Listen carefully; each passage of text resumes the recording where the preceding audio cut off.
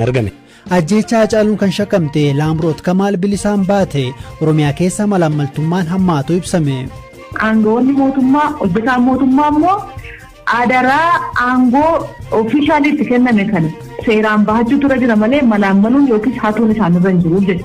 Itoophiyaan wawwaattus Pireezidaant Baayiden biyyattii carraa daldalaa AGOA keessaa haqaniiru. Kaanis jiru ammayyuu taana isiniif dhiyeessa. Ministeerri muummee Itoophiyaa Abiy Ahmad waraanni biyyattii bakkeewwan naannoo Amaaraa fi Tigraayitii PLF jalaa baasee to'atee akka turu kan murteessine miiraan osoo hin taane bu'aa fi faayidaa keenya waaraa ta'an ilaalcha keessa galchuunii jedhan. Ministeerri muummee Abiy kana kan jedhan ibsa fuula feesbuukii isaanii irratti galgala kana baasaniini. Baatii tokko dura yeroo finciltoonni Tigraay gara Finfinnee qajeelaa akka jiran ibsanitti ministeerri muummee Abiy kaayyoon isaanii finciltoota naannolee lamaan keessaa baasu akka ta'e gaanfa Afrikaatti ergamaan addaa US Jeffrey Feltman himanii turan. Guyyaa kamisa kaleessaa dubbii mootummaa Dr. Laggasaa Tulluu ibsa kennaniin sababoota garaagaraatiin raayyaan gara naannoo Tigraay darbee akka hin seenne murtaa'u himaniiru. Ameerikaan murtee kana akka fudhattu galgala kaleessaa ibsiteetti. Ministeera dhimma alaa Ameerikaatti biiroon Afrikaa gama Tiwiitaraa irratti akka ibsetti mootummaan haleellaa qilleensaa akka dhaabu gaafateera. Dabalataan waraanni Eertiraa Itoophiyaa keessa akka ba'an gaafachuun qaamoleen waraana keessa jiran marii akka eegalan gaafate. TPLF dilbata darbe xalayaa UN'tti barreesseen humnoonni isaa Amaaraa fi Afaar keessa akka ba'an ajajuun kunis nagaa buusuuf karra banuuf akka ta'e ibseera. Itoophiyaan immoo mo'amaniiti malee nagaa buusuuf yaadanii miti jechuun himuun ishee ni yaadatama.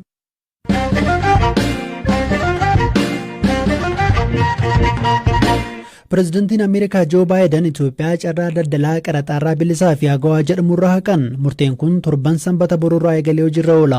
Torban muraasa darban walitti qabduu koree dhaabbii dhimma alaa US dabalatee miseensonni mana maree US tarkaanfii kana akka hin fudhanne wawwaataa turan. Mootummaan Itoophiyaas murteen kun dubartootaa fi shamarran waraana biyyattiin walitti hin dhufne akka miidhu ibseera. Ministeerri Industirii Itoophiyaa Malaakuu Allaban murteen US waraana dinagdee biyyattii irratti baname agarsiisaa jechuu isaanii FBC'n gabaaseera. Hirphaa Gammachuu gabaasa qaba.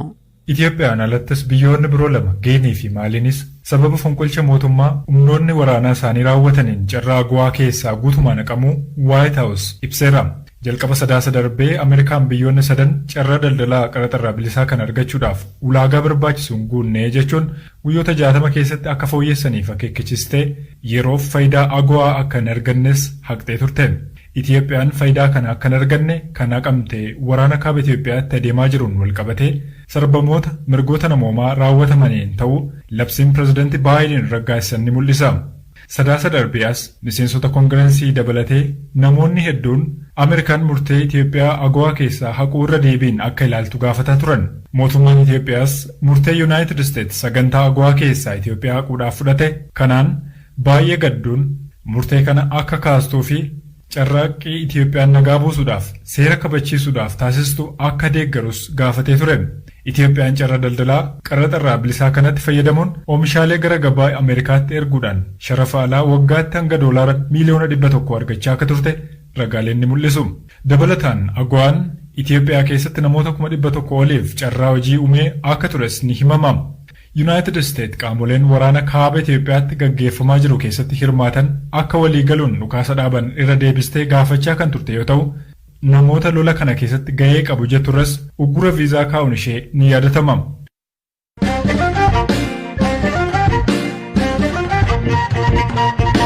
Ajjeechaa weellisaa Hacaaluu Hundeessaan kanneen shakkaman 4 keessaa tokko kan taate Laamroot Kamaal bilisaan akka baatu manni murtii olaanaa federaalaa har'a waaree booda murteesse. Guyyaa rukutamee birmannaa hin waamne jechuun isa himatamte irratti manni murtii hidhaa baatii 3 mureera. Haa ta'u malee erga qabamtee galee waggaa tokko caalaa mana hidhaa waan turteef akka bilisa baatu manni murtii ajaje. Biraanuu Gammachuu adeemsa murtichaa akkasiin nuuf dhiyeessa.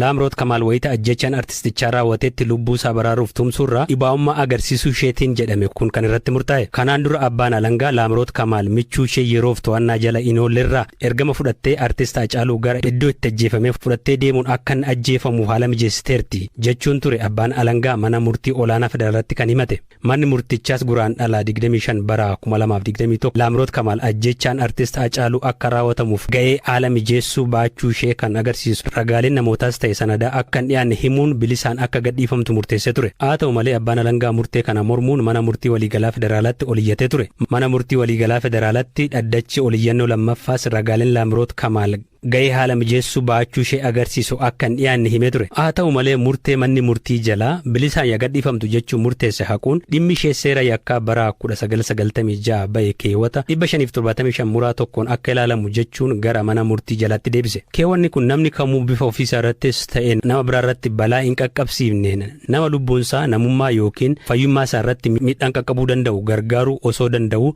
gargaaru yoo dhabe hidhaa ji'oota 6 caalle akka adabu hima. Laamroot Kamaal himata kanarratti ragaa ittisaa waan hin dhiyeeffanneef manni murtii olaanaa federaalaa ramaddii lidataa dhaddachi farra shororkaa fi dhimma heera lammaffaa kaleessa muddee 23 bara 2021 balleessaa raawwachuu ishee murteesseera. Abbaan alangaa gochichi gara jabinaa fi alkan raawwatamuusaa akka yaada adabbii cimsuutti akka qabamuuf kan dhiyeeffate ta'us manni murtichaa garuu kuffiseera. Dhumarrattis dhaddachichi beellama arraatiin Laamroot Kamaal irratti hidhaa ji'oota 3 murteesse. Laamroot Kamaal waggaa 1 fi ji'oota 5 hidhaarraa kan turte ta'uu fi yeroo irratti murtaa'een ol hidhaarra waan turteefis arruma akka gadhiifamtu manni murtichaa ajajeera. Kana dura manni murtii weellisaa Haacaaluu Hundeessaa irratti kallattiidhaan dhukaasuun kan himatame Xilaahun Yaamii hidhaa cimaa umurii guutuutiin akka adabamu itti murtaa'eera. Himatamaa lammaffaa kan ture Kabbada Gammachuu hidhaa cimaa waggaa 18 yoo adabamu, himatamaa sadaffaa kan ture Abdii Alamaayyoo ammoo hidhaa salphaa ji'a 6 irratti murtaa'uun ni yaadatama.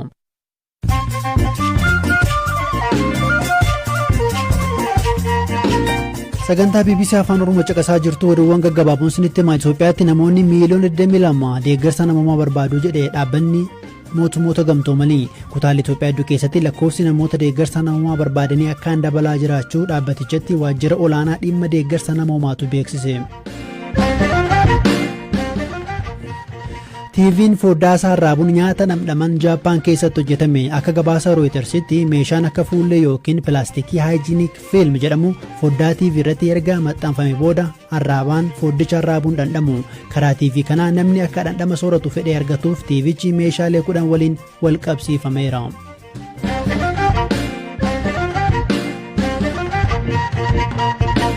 Oduutaan Uttancaa tibbana lakkoofsi namoota Itoophiyaatti koronaa vaayirasiin qabamanii haalaan dabalaa jira.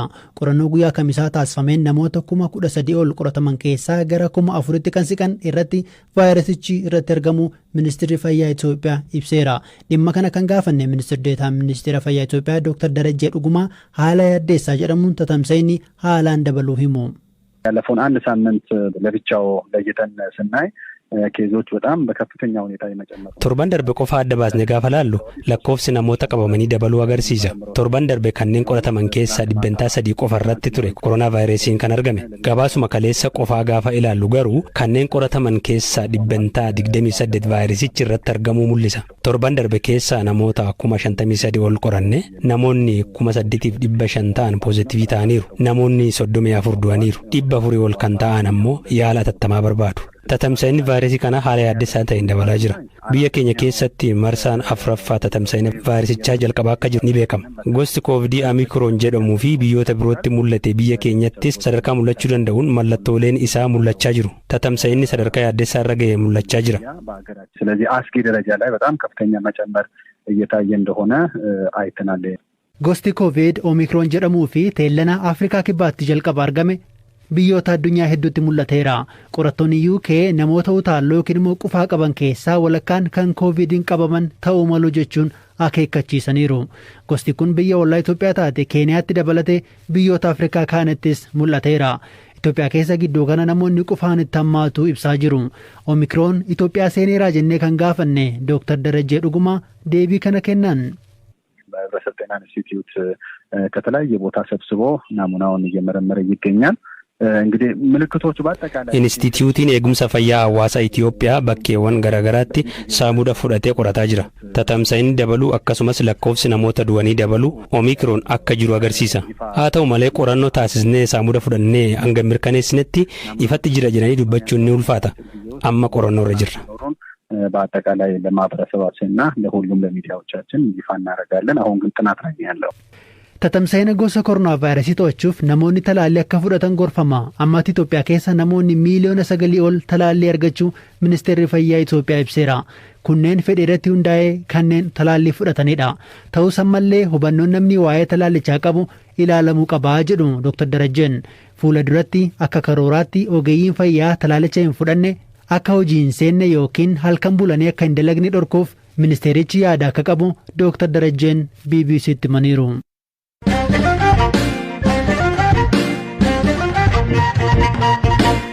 Naannoo Oromiyaa keessatti malaammaltummaan sadarkaa hammaatarra ga'uu Koomishinarri Farra Malaammaltummaa Naannoo Oromiyaa Obbo Hussein Usmaan tibbana miidiyaalee biyya keessaaf himaniiru. Dhimmi malaammaltummaa sadarkaa biyyaattuu rakkoo irra deddeebiin ka'u ta'us furmaata hin arganne jedhu kanneen bulchiinsa uummataa keessa dalagan. Qorannoo koomishinichaa booda mootummaa naannoo Oromiyaa garee dhimma kan hordofu hundeessuusaa beekseera. Tibbana guyyaa farra malaammaltummaa sadarkaa naannootti kabajame irratti qorannoo koomishinichi taasise irratti Koomishinara itti aantuu Koomishinii Farra Malaammaltummaa Naannoo Oromiyaa Aadde Abbaayanesh Tafarraa gaafadheera. Qorannoon kun kan inni argisiisu kenniinsi tajaajilaa kennamaa jiru rakkoo keessa jiraachuu, iddoo adda addaatti nama deddeebisuu, naannoo Finfinnee kanarratti kan qo'annoo kana gaggeessine manneen hojii mootummaa irra deemame mana hojii irratti walii galame jechuudha kan gaggeeffame. Akka Oromiyaatti amma malaammaltummaan sadarkaa hangamii irra jira jechuu dandeenya akka ekspertii tokkottis maal nuun jechuu dandeessu? Malaammaltummaan sadarkaa maalii irra jira jenneen qoranne nuti amma kan jiru sana qo'anne jechuudha. Haa ta'u garuu federaalli waa'ee malaammaltummaan sadarkaa maalii irra jiru jedhu kana qoratee jira jechuudha. Kanaaf inni federaalli bara kana qorate malaammaltummaan sadaffaa irra jiraachuudha kan agarsiisu. Inni tokkoffaan qaala'insa jireenyaa, inni lammaffaan hojii dhabummaa, inni sadaffaan malaammaltummaa jedheeti qo'atee jira. Corruption survey kan jedhamu gaggeessuuf qophii irra jira jechuudha amma yeroo ammaa kana akka Oromiyaatti akka kan keenyaatti. Dameewwan kam irratti rakkoon kun ammaate?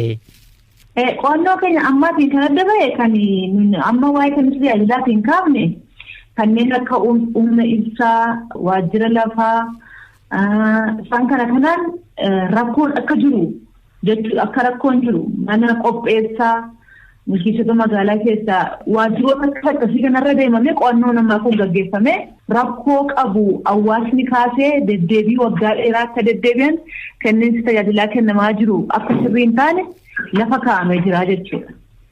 Erga rakkoosaa bartanii erga hawaasnitti mee kutannoon keessan hangamii lammatammoo qaama hooggansa siyaasaarraa hangam wala badhasin? Koomishiniin naamusa farra malaammaltummaa yeroo ammaa ittisa akka malaammaltummaa qofa hojjetaa jiran nuti. Hin himannuu, hin qorannuu, adabsiisaa hin jirru jechuudha. Himachuun gara waajjira abbaa alangaa kan naqe ta'uusaa, qorachuun gara waajjira poolisii kan jiru ta'uusaati jechuudha. Nuti ittisa irratti hojjenna. Ittisa irratti immoo barnoota kennuudhaan, qo'annoo gaggabaabaa fi qo'annoo dheeraa gaggeessuudhaan hojimaata badaa fi malaammaltummaa manneen hojii mootummaa keessatti akka hin babal'anne taasifna jechuudha. Kanarratti immoo kutannoo cimaan hojjetaa irraa sababa kutannoo kana qabnuufis qo'annoo ammasiin jedhu kana manneen hojii mootummaarra deemnee hojjennee kan dhiyeessuu dandeenye kenniinsa tajaajilaarra rakkoon jiraachuusaa argee mootummaanis sanarra dhaabbatee immoo ejjennoo mataa isaatii baasee jira jechuudha. Rakkoon kun rakkoo ta'uusaa hubatee jechuudha. Namni nagalcha jedhee hundumtuu kutannoodhaan malaammaltummaa irratti qabsaa'uu qaba. Hunduma laallata. Hundumatu gahee mataa isaatii bahachuu qaba. Haa ta'uuti aangawoonni mootummaa hojjetaan mootummaa immoo adaraa aangoo ofiishaaliitti kenname kana seeraan bahachuu tura jira malee malaammaluun yookiis hatuun isaanirra hin jiru jechuudha. Tole guddaa galatooma Aadde Abbaayanesh. Isinillee galatooma.